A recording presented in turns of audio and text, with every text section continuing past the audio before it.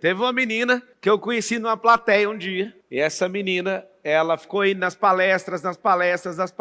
E aí essa menina acabou crescendo nesse ecossistema. Ela fez o MEDP, depois ela virou conselheiro. Ela é alguém que é a padoeira daqueles que não têm dinheiro. Porque ela conseguiu fazer isso tudo sem dinheiro, se esforçou. E o pior de tudo, ela não fez só o IP e o conselheiro, ela virou presidente dessa companhia. O nome dela é Patrícia Pimentel. Vem cá, Patrícia! Salva de palmas para ela!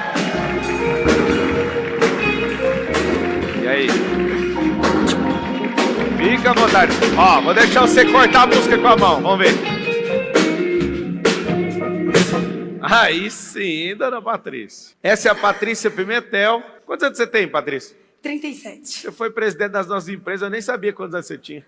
Nasci no mesmo ano que você, 87. Ah, então você vai fazer aniversário ainda. Vou fazer dia 29 de outubro. 29 de outubro. Patrícia Pimentel, como é que você me descobriu no mundo? Como é que você achou? Pablo, eu te encontrei na política.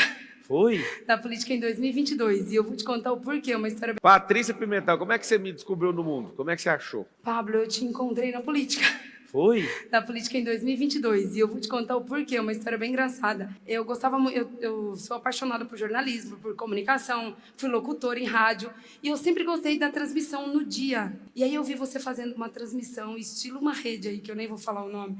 Aí eu falei, nossa, que cara ousado. Ele criou a própria transmissão dele no canal do YouTube. E eu fiquei assistindo. E foi um dia, eu acredito que muito frustrante para muitos brasileiros, né? Aquela eleição de 2022. E o que mais me impactou e que eu comecei a te seguir, comecei a acompanhar você, foi a velocidade como você mudou o jogo mental.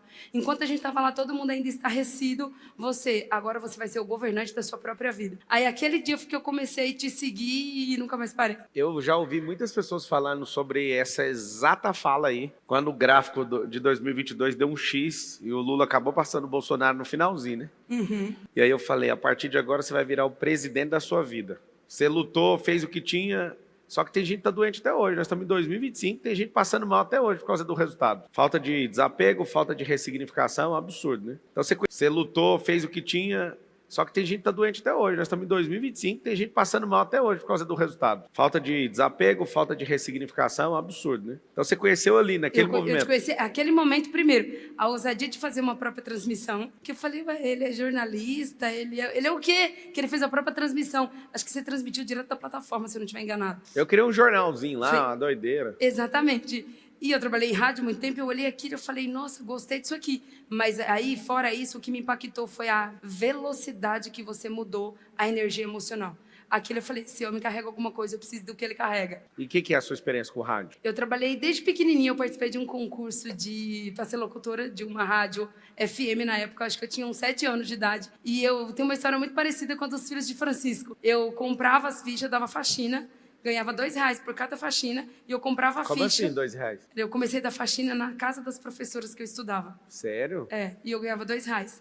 Aí eu lembro que eu pegava, quando meu pai não me tomava esse dinheiro, porque meu pai era alcoólatra, e quando eu chegava em casa ele pegava esse dinheiro e às vezes ainda me batia, eu nunca vou esquecer dessa oração. Eu nunca jamais teria coragem de mexer com a criação de Deus, né? Eu jamais teria coragem de fazer algo. Mas eu falei, Deus, pra mim chega, eu não quero mais. E aí foi quando eu comecei a te assistir, porque o meu segundo divórcio foi em 2021. E eu te conheci em 2022. Então eu já estava mais de um ano sofrendo de uma depressão profunda. E aí quando eu comecei a te assistir, e eu comecei pelo YouTube, comecei como uma telespectadora, e ouvi nas palestras, eu vi uma luz no fim do túnel. E quando eu olhei para você, Pablo, eu falei, tem alguma coisa que ele carrega do reino que eu preciso. Mal sabia que eu precisava curar minha alma, que eu precisava me libertar da religiosidade, que eu precisava me libertar do vitimismo, da escassez, do merecimento e tantas outras coisas. Então eu cheguei aqui, e uma pergunta que você me fez, Pablo, o que seria da Patrícia se não tivesse encontrado o Pablo? Eu acredito literalmente que eu não estaria mais aqui, porque eu estava numa depressão tão profunda que talvez se Deus não fizesse, talvez eu tivesse feito alguma coisa com as minhas próprias mãos. E o que mudou? Porque aí você veio, eu te vi várias vezes na palestra, eu lembro, e até falei pra alguém, ela vai andar com a gente, essa mulher aí. Porque eu lembro você falando negócio de Tony Robbins e tal, e o jeito que você fazia a pergunta, eu falei, presta atenção, que ela vai andar. Mas o que foi que tirou essa depressão? O que foi a virada? Eu lembro, Pablo, de uma palestra que a filha da Ana Ferraz fez uma pergunta,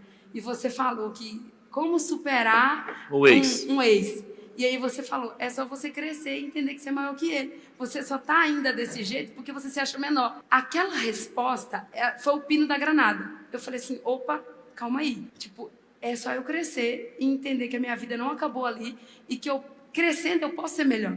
E teve um outro episódio também, que foi depois que eu entrei no conselheiro, que a gente foi para um jantar, um almoço na sua casa. E aí lá sentou você, a Carol e eu sentei. E eu lembro que eu te fiz uma pergunta. Eu falei assim, Pablo, como eu reconstruo a minha vida sentimental? E ali eu ainda estava na depressão, eu já estava melhor, mas eu não tinha saído. Eu ainda estava com um pezinho lá. Na verdade, esse estado pensa nessa imagem. Uma locomotiva com alguns vagões que são importantes na sua vida. A depressão é um vagão bem pesado de pedra, que está lá puxando, arrancando força da locomotiva. Quando você falou, aquela primeira coisa é quando você fala, cara, eu vou lá nesse último vagão. Aí você fala, cara, comecei a melhorar, é porque você soltou o pino, só que o vagão não sai. Ele precisa de... Quando você falou, aquela primeira coisa é quando você fala, cara, eu vou lá nesse último vagão. Aí você fala, cara, comecei a melhorar, é porque você soltou o pino, só que o vagão não sai. Ele precisa de trepidação, ele precisa de um solavanco, sabe, para soltar. E depois que solta, aí é progressivo, é muito rápido. E aí você foi lá... O que aconteceu no jantar? Eu te fiz a pergunta, como construir a minha vida sentimental? Por quê?